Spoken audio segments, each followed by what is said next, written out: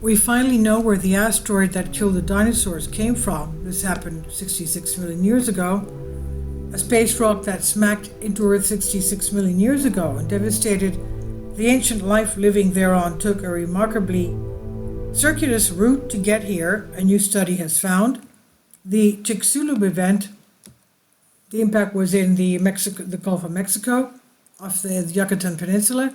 The giant impact that ended the reign of non-avian dinosaurs, clearing the way for mammalian life to rise, was triggered by an asteroid from the region of the solar system out past the orbit of Jupiter, the cold, dark outer limits, far from the sun's light and warmth. And an asteroid, it was indeed, with a new findings by the international team of researchers ruling out that the object could have been a comet. This discovery gives us a new understanding of Earth's history and its interactions with the rest of the solar system. Since its infancy, Earth has been repeatedly slammed by large space rocks. It's thought that cometary impacts played a significant role in delivering water to Earth, and we can trace, albeit with varying degrees of difficulty, a number of huge craters scarring the planet after a collision with something large. Earth has also experienced several mass extinctions, but the only one definitively linking to an impact was the Cretaceous Paleogene extinction 66 million years ago, responsible for wiping out an estimated 76% of all animal species on Earth, including the dinosaurs that did not go on to have bird descendants.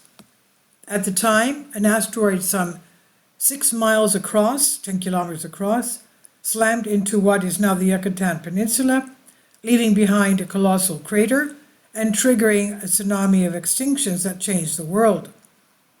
Whence originated this deadly rock? Where did it come from?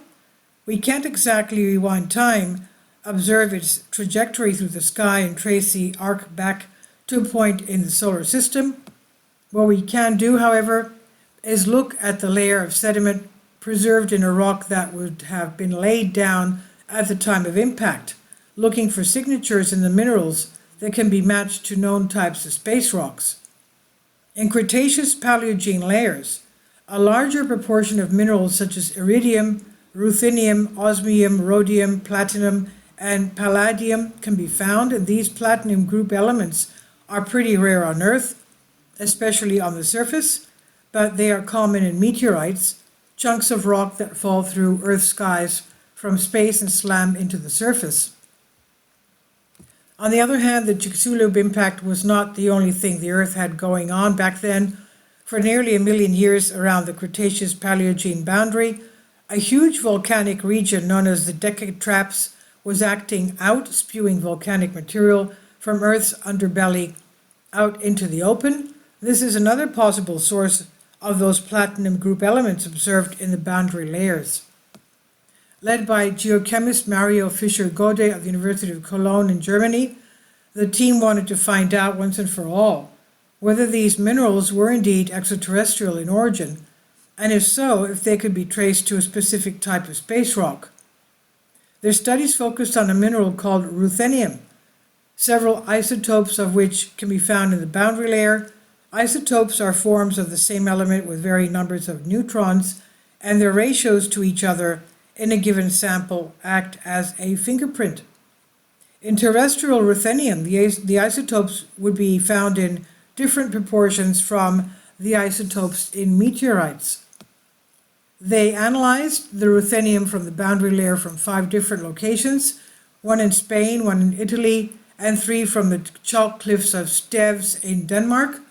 They also analyzed ruthenium from 5 other impacts from the last 541 million years, as well as spheral layers, tiny blobs of meteor sprayed out as the rock melts under the heat of atmospheric entry, dating back to 3.5 to 3.2 billion years ago.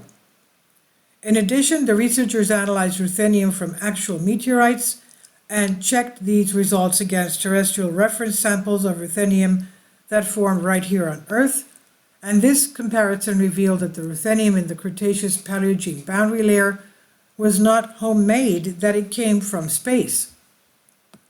And not only any old wear in space. It was most consistent with a rare type of asteroid called carbonaceous chondrite, rich in carbon, hailing from the outer solar system past the orbit of Jupiter. The 5 other impacts were siliceous asteroids, which are found closer to the Sun and are more common here on Earth, and the ancient spheroidal layers were again carbonaceous, hurled at Earth during the final stages of its mass accumulation. These results finally reveal the identity of the rock that caused so much havoc. Jupiter is thought to act as something of a barrier to outer solar system objects, catching asteroids in its orbital path and preventing them from traveling further in towards the Sun. Some do manage to slip through from time to time, but they normally fall to Earth in smaller chunks than the Chicxulub impactor. Which raises the question, why was that ancient rock on such a dedicated vendetta against the dinosaurs? Science may never know. The research was published in Science magazine, and it's on Science Alert by Michelle Starr. Please leave your comments, and thank you for your support. Finally, support my Patreon account. The daily posts are 5 videos daily, and they are totally different from what I have on my YouTube channel. Thank you so much for your support and that you find all my content so interesting. You'll find the Patreon account details in the description box below.